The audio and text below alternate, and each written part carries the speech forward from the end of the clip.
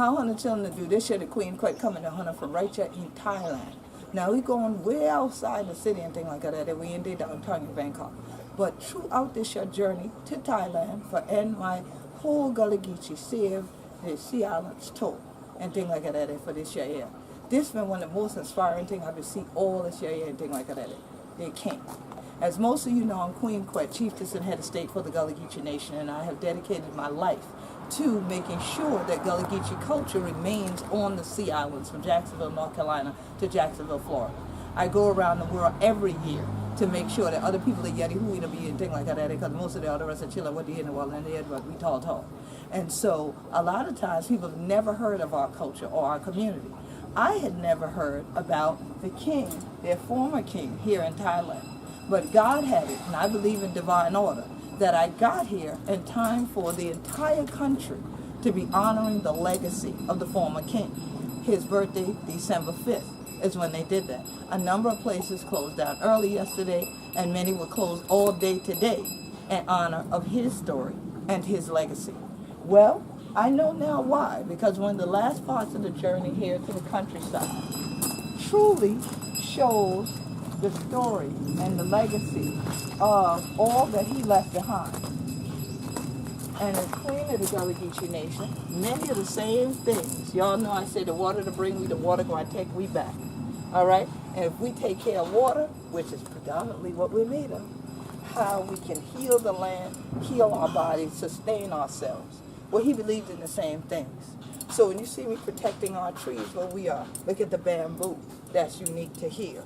The waterway, the fish, working with the Gullah Geechee Fishing Association. Critical things that we're doing. Keeping our traditional housing styles going. Making sure that people still have agricultural lands in spite of new zonings that come in and try to remove people from this part of our tradition. Going ahead and trying to educate people about building patterns that would be sustainable, not things that are just about money and about capitalism. So here you have a whole listing of the various things that go on here at the Royal Nature Conservation Center. This education center provides seminars, it provides grants and other things that the king was able to issue to people because the king gets money from the community, all right? It's a different story in the Gullah Geechee Nation. Your taxes get paid to the U.S. government. They don't get paid to us. But then when we fight to make sure that those things are rightfully returned to the community, then if you don't participate, you vote in their elections or don't vote, but then you complain about what doesn't get done. Well, it takes money to finance this type of sustainability plan and to have it still live on when you're gone. So I find this man's life very enriching to me.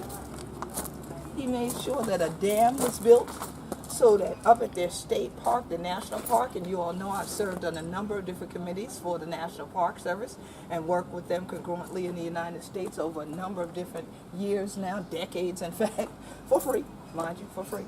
And so here it is that their national park that's up here that you'll see images of in the mountain range, the water would come down, it would flood a town. The king figured out how to engineer the dam so that that wouldn't happen. But instead, that town would be sustainable. But the land that people had to lose because of the dam being built became the area where the boats are now. See, the urbanization is out further away, but you still have the countryside. You still have the rural community still holding on to their tradition on farmland and others fishing the waterways. And so they were compensated in exchange, essentially, for the agricultural land for fishing and boating that then even the tourists could use. So one of the things I saw as a tourist in the biggest park, the Lumpini Park in Bangkok, were these, all right? And they were actually turning and sitting in the water.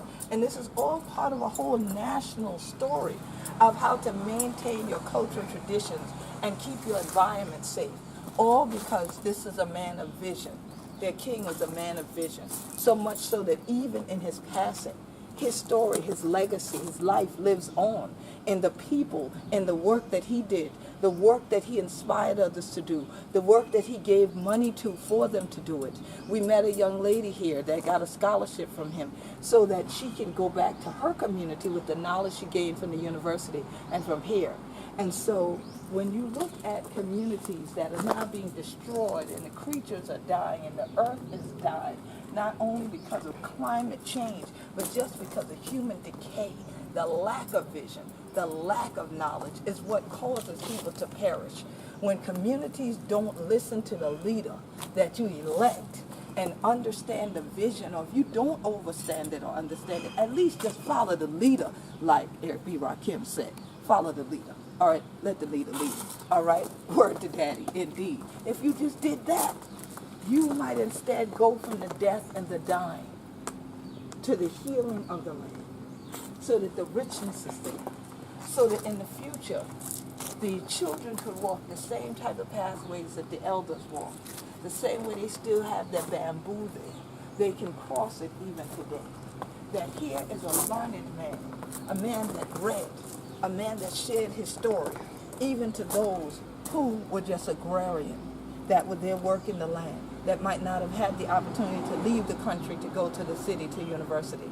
Their children now do, because the entire community began to embrace the thoughts that flew through his mind, that took him to other places, the thoughts that fly through my mind as I'm in the air going to places like this. This is truly a great inspiration, powerful way for me to end the year.